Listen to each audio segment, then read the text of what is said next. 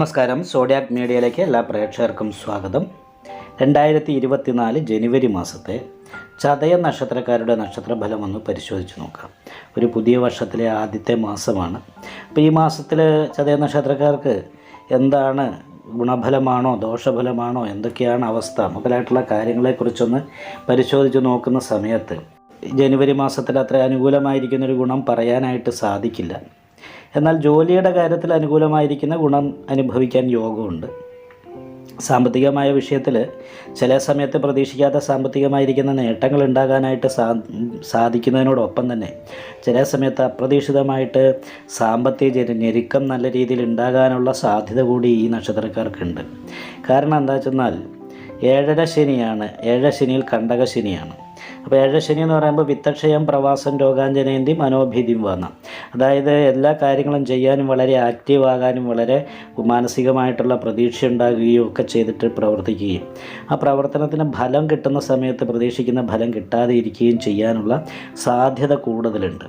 അപ്പോൾ അങ്ങനെയുള്ളത് കാരണം കൊണ്ട് ശനിദോഷത്തിന് പരിഹാരമായിക്കൊണ്ട് നീരാഞ്ജനം വഴിപാടോ എള്ളുതിരി കത്തിക്കുകയോ എള്ളുപായസം കഴിപ്പിക്കുകയൊക്കെ ചെയ്ത് ദൈവാധീനം വരുത്തുകയും ആ കണ്ടശനിയുടെ ദോഷാധിക്യത്തിന് കുറവ് വരുത്തുകയും ചെയ്താൽ മാത്രമേ അനുകൂലമായിരിക്കുന്ന ഗുണഫലങ്ങൾ ഉണ്ടാകാനുള്ള സാധ്യതയുള്ളൂ. കാരണം 2ാം ഭാവത്തിൽ രാഹുവും 12ാം ഭാവത്തിൽ സൂര്യനും സഞ്ചരിക്കുകയാണ്. 15-ാം തീയതിക്ക് ശേഷമാണ് സൂര്യൻ 12ലേക്ക് വരുന്നത്. അപ്പോൾ 15-ാം തീയതിക്ക് ശേഷം യാത്രകൾ കൊണ്ട് ശാരീരികമായിട്ട് ക്ഷീണം അനുഭവപ്പെടും, അനാവശ്യമായിട്ട് ചിലവ് വർദ്ധിക്കും, വരുമാനത്തിൽ കുറവുണ്ടാകുകയും ചിലവ് വർദ്ധിക്കുകയും ചെയ്യാനുള്ള സാധ്യത തള്ളിക്കളയാൻ പറ്റാത്ത ഒരു മാസമാണ്. അതിനോടൊപ്പം തന്നെ 17-ാം തീയതിക്ക് ശേഷം സർവാഭിഷ്ട സ്ഥാനത്തേക്ക് ശുക്രൻ മാറുന്നുണ്ട്. അപ്പോൾ ശുക്രൻ ഭാഗ്യാധിപതിയാണ്. അപ്പോൾ ഭാഗ്യാധിപതി ആയിരിക്കുന്ന ശുക്രൻ കർമാധിപതിയോട് യോഗം ചെയ്ത് ഭാഗ്യകർമാധിപന്മാർ ഒരുമിച്ച് ലാഭസ്ഥാനത്ത് നിൽക്കുന്നു എന്ന് പറയുന്നൊരവസ്ഥയുള്ളത് കാരണം സാമ്പത്തികമായിരിക്കുന്ന നേട്ടം തൊഴിലുമായിട്ട് ബന്ധപ്പെട്ടുണ്ടാകാനുള്ള യോഗം നിലനിൽക്കുന്നതിനോടൊപ്പം തന്നെ ശത്രു സ്ഥാനാധിപതിയായിരിക്കുന്ന ഒരു ബുധനും കൂടി അവിടെ നിൽക്കുന്നുണ്ട്.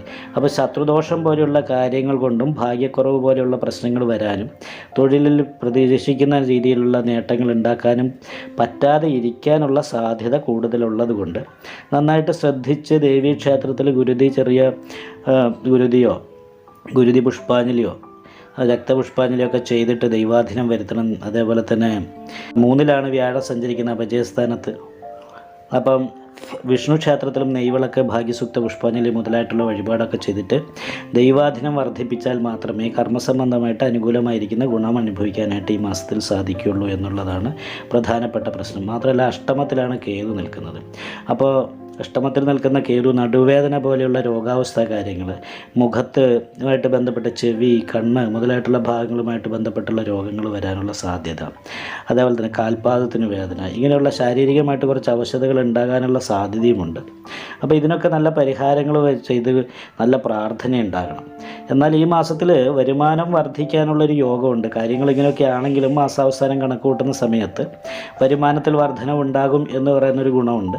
എന്നാൽ ഈ ഒരു മാസം പോകുന്നത് വളരെ സംഘർഷഭരിതമായിരിക്കുന്ന അവസ്ഥയിലൂടെ ആയിരിക്കും. ആവശ്യമില്ലാതെ മാനസികമായിട്ടുള്ള ടെൻഷൻ കണ്ടമാനം അനുഭവിച്ചുകൊണ്ട് തന്നെ മുന്നോട്ട് പോകേണ്ടി വരാനുള്ള സാധ്യതയുണ്ട്. അതേപോലെ തന്നെ 12-ൽ നിൽക്കുന്ന സൂര്യൻ ആവശ്യമില്ലാത്ത യാത്രകൾ വേണ്ടി വരും. അപ്പോൾ യാത്ര കൊണ്ട് ശാരീരികമായിട്ടുള്ള ക്ഷീണം അനുഭവപ്പെടാനുള്ള സാധ്യതയുണ്ടാകും. അപ്പോൾ ശാരീരികമായിട്ടുള്ള ക്ഷീണാവസ്ഥ, നടുവേദന പോലുള്ള രോഗാവസ്ഥ കാര്യങ്ങളൊക്കെ അനുഭവിക്കാനുള്ള സാധ്യത ഈ മാസത്തിലുണ്ട്. എന്നാൽ വരുമാനത്തിൽ വർധനവുണ്ട്. നല്ല സഹായങ്ങൾ കിട്ടാനായിട്ട് യോഗമുള്ള മാസമാണ്. അപ്പോൾ ഈ പറയപ്പെടുന്ന പരിഹാരങ്ങളൊക്കെ പരിപൂർണമായിട്ട് ചെയ്തു കഴിഞ്ഞാൽ അനുകൂലമായ ഗുണഫലങ്ങൾ അനുഭവിക്കാനായിട്ട് ചതയ നക്ഷത്രക്കാർക്ക് സാധിക്കും. വിദ്യാർത്ഥികൾക്ക് വിദ്യാഭ്യാസത്തിൻ്റെ കാര്യത്തിൽ ഇടയ്ക്കൊരു മുടക്കം വരുമെങ്കിലും പൊതുവെ അനുകൂലമാണ്. കാരണം 2ാം ഭാവാധിപതി അതിൻ്റെ 2-ലാണ്, 11ാം ഭാവത്തിലാണ് ബുധൻ നിൽക്കുന്നത്. അപ്പോൾ മനസ്സ് വെച്ച് കഴിഞ്ഞാൽ പഠനത്തിൻ്റെ കാര്യത്തിൽ ശ്രദ്ധ കൂടാനും ഏകാഗ്രത കിട്ടാനും ഒക്കെ യോഗമുണ്ട്. തൊഴിലെടുക്കുന്നവരെ സംബന്ധിച്ച് തൊഴിലിൽ സ്ഥാനക്കയറ്റം കിട്ടാനായിട്ട് യോഗമുള്ളൊരു മാസമാണ്. അതേപോലെ തന്നെ തൊഴിൽ അന്വേഷിക്കുന്നവരെ സംബന്ധിച്ച് നല്ല തൊഴിൽ കിട്ടാനും യോഗമുണ്ട്. അപ്പോൾ കുറേ അനുകൂലമായിരിക്കുന്ന ഗുണഫലങ്ങളുണ്ട്. പക്ഷേ അത് പൂർണ്ണമായിട്ടും കിട്ടണമെങ്കിൽ വിഷ്ണു ക്ഷേത്രത്തിലും ദേവീക്ഷേത്രത്തിലും ശിവക്ഷേത്രത്തിലൊക്കെ യഥാശക്തി വഴിപാട് ചെയ്യണം. നിങ്ങൾക്ക് ഈ വീഡിയോ ഇഷ്ടപ്പെട്ടാൽ ലൈക്ക് ചെയ്യുക, നിങ്ങളുടെ അഭിപ്രായങ്ങൾ കമൻറ്റ് ചെയ്യാം. ജ്യോതിഷവുമായി ബന്ധപ്പെട്ട കൂടുതൽ കാര്യങ്ങൾ അറിയാൻ ഈ ചാനൽ സബ്സ്ക്രൈബ് ചെയ്യുക. ഞങ്ങളുടെ ഓൺലൈൻ കൺസൾട്ടൻസി നമ്പർ താഴെ ഡിസ്ക്രിപ്ഷൻ ബോക്സിൽ കൊടുത്തിട്ടുണ്ട്. ആവശ്യമുള്ളവർക്ക് കോൺടാക്റ്റ് ചെയ്യാവുന്നതാണ്.